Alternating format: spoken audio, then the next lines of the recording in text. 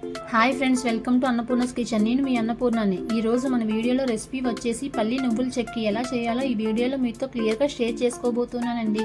ఈ విధంగా క్రంచీగా హెల్తీగా స్వీట్ చేసుకుని హ్యాపీగా తినేయచ్చు.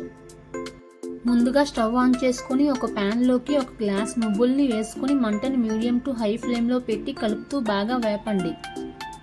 నువ్వులు అనేవి ఒక 5 నిమిషాలు వేపితే చాలండి. ఒక గ్లాస్ పల్లీలు తీసుకొని మంచిగా వేపుకోండి. పల్లీలు అనేవి మంచిగా వేపితేనే రుచి అనేది చాలా బాగుంటుంది. అలా వేపుతూ ఉంటే మనకి పలుకులు అనేవి గట్టిపడి క్రిస్పీగా అవుతాయి. చూసారు కదా, పలుకుల పైన ఉన్న పొట్టు కూడా లైట్గా సెపరేట్ అవుతుంది. ఇలా పలుకులపై ఉన్న పొట్టును తీసేయాలి.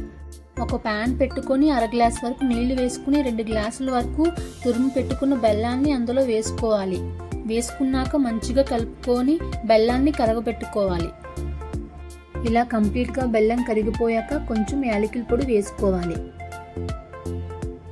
మంటను మీడియం టు హై ఫ్లేమ్లో పెట్టుకొని ఈ వీడియోలో చూపించిన విధంగా పాకాన్ని వడకట్టుకోవాలి.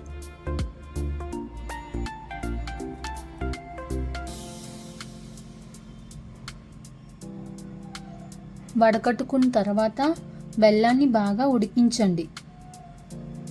బెల్లం పాకం దగ్గర పడేంత వరకు ఇలా కలుపుతూ ఉడికించండి.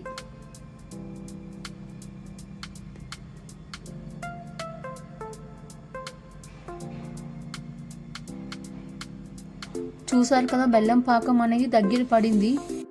ఇప్పుడు బెల్లం పాకం వచ్చిందో లేదో అని టెస్ట్ చేసుకోవాలి. వీడియోలో చూపించిన విధంగా కొంచెం వాటర్లోకి పాకాన్ని వేసి చూసామంటే చూసారు కదా, గట్టిగా ఉండలాగా రావాలి. పాకం వచ్చేసింది కదా.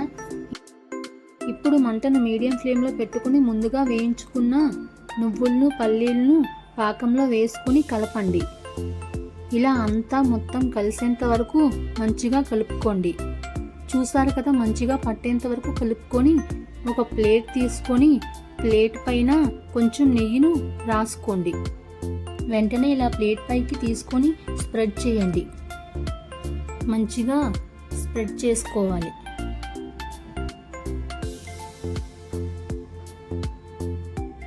చేసుకున్నాక నేనైతే చపాతీ కర్రకి నెయ్యిని రాసుకొని స్లోగా రోల్ చేశాను. ఇలా రోల్ చేశాక చిక్కీ కాస్త వేడిగా ఉన్నప్పుడే చాకుకి కొంచెం నెయ్యి రాసుకుని నెమ్మదిగా ఘాట్లు పెట్టుకోండి. ఇవి పూర్తిగా చల్లారినంత వరకు ఒక అరగంట సేపు వదిలేయాలి. చిక్కీ పూర్తిగా చల్లారింది కదా, ఇది చల్లగా అయిన తర్వాత పీసెస్ కింద తీసుకొని ఒక డబ్బాలో ఒక 1 మంత్ వరకు స్టోర్ చేసుకోవచ్చు. చూసారు కదా, మనం ఇంట్లోనే సింపుల్గా ఈ హెల్దీ రెసిపీని చేసుకోవచ్చు. మీరు కూడా ఈ మెథడ్ని ట్రై చేసి ఎలా వచ్చిందో కామెంట్లో చెప్పండి.